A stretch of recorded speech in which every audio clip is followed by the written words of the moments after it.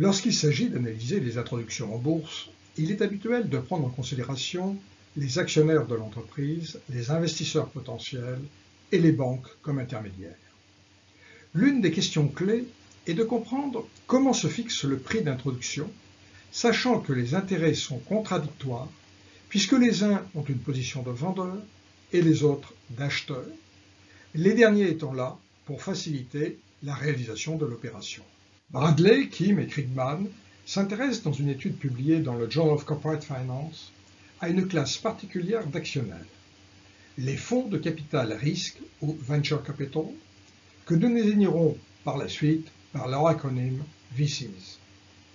Ces fonds utilisent, quand le marché s'y prête, les introductions en bourse pour se ménager les meilleures conditions de sortie du capital.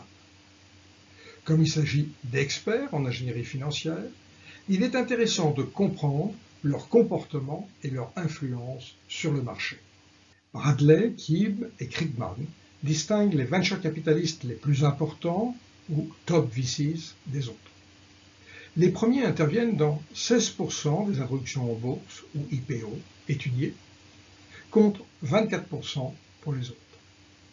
Ils sont régulièrement présents dans ce genre d'opération, en moyenne 37 fois sur une période de 18 ans dans l'échantillon, contre 5 fois pour les autres, et sont relativement plus fréquemment associés aux banques les plus prestigieuses. L'idée de base des auteurs est la suivante. Les top VCs, à la différence des autres, ont une présence répétée sur le marché des IPO. Ils sont donc les pourvoyeurs principaux en mandat pour les banques. De plus, ils disposent d'une forte expertise financière. Ils sont en mesure d'exercer un pouvoir de négociation vis-à-vis des banques qui ont intérêt à les satisfaire. Comme tous les actionnaires de départ, les VCs ne peuvent pas céder l'intégralité de leurs titres lors de l'introduction. Pour une sortie intégrale, il faut attendre la fin de la lock-up période. Leur horizon de gestion n'est donc pas à court terme, mais à moyen terme. En conséquence, ils peuvent accepter une sous-évaluation initiale importante qui les pénalise moyennement. Ils peuvent ainsi rémunérer la banque qui peut faire profiter certains de ses clients de titres peu chers. En revanche, ils cherchent le meilleur suivi par les analystes financiers afin que le marché soit boosté et qu'ils puissent revendre à la fin de la lock-up période leurs titres au meilleur prix. En conséquence, les auteurs s'attendent à ce que les IPO où sont impliqués des top VCs aient une sous-évaluation initiale plus grande et que le suivi post-introduction implique plus d'analystes financiers réputés, en particulier ceux figurant dans la liste All-Star. Comme ils sont rares, les top VCs vont exercer une forte pression sur les banques introductrices pour les obtenir. L'étude exploite un échantillon de 4180 IPO réalisés aux États-Unis entre 1994 et 2011. Les trois quarts ont eu lieu avant l'explosion de la bulle Internet. Le reste, après. 50% des firmes étaient technologiques.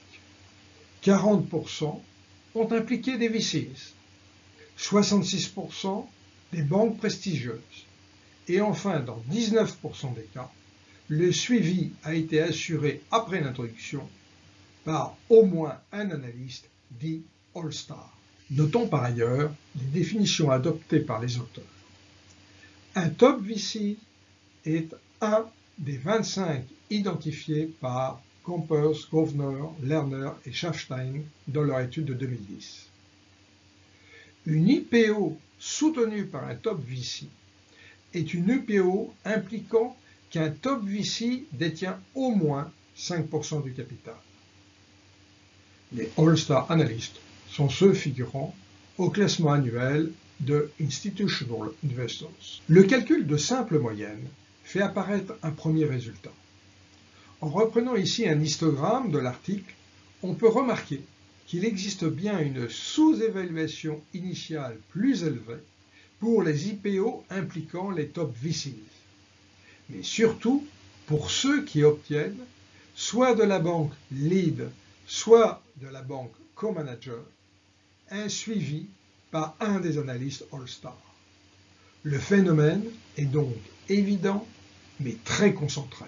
Pour fournir des résultats plus robustes que de simples calculs de moyenne, Bradley, Kim et Krigman recourent à de nombreuses estimations de modèles économétriques.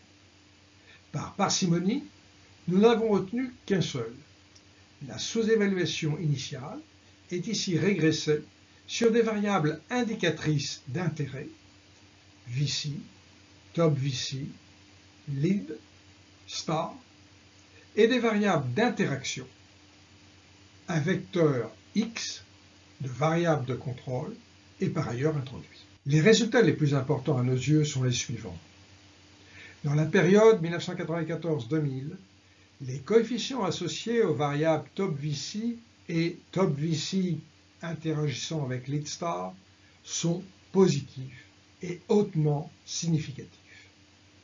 En moyenne, l'IPO, où figure un top VC qui a de plus obtenu le suivi par un analyste All-Star de la banque Lead, s'effectue avec une sous-évaluation initiale plus grande de 30%.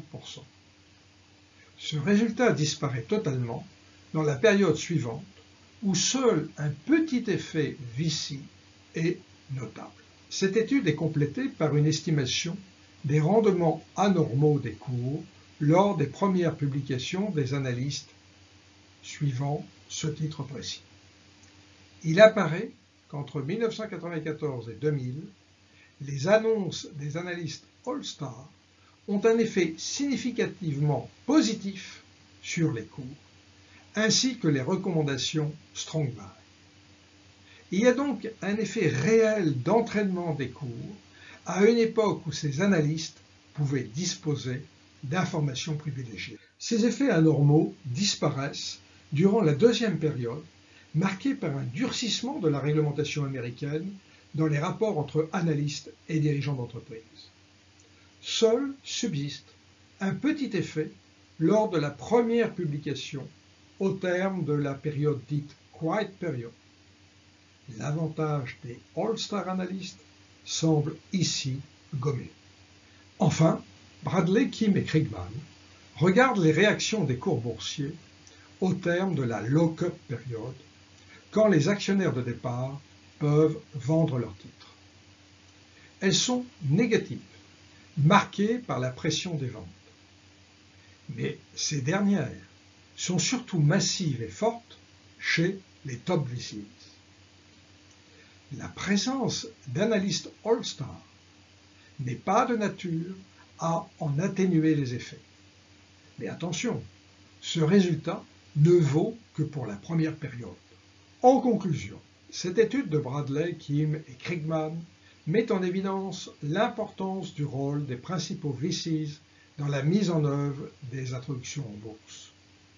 Lorsque la réglementation était plus souple et laissait à certains analystes des accès privilégiés à l'information, les top VCs ne manquaient pas d'exercer une pression sur les banques introductrices pour qu'elles confient le suivi des titres à un analyste réputé All-Star.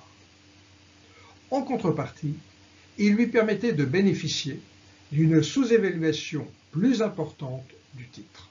Les top VCs y trouvaient leur compte, car leur objectif de cours n'était pas à court terme, mais à moyen terme, à la fin de la lock-up période, lorsqu'ils se désengagent massivement.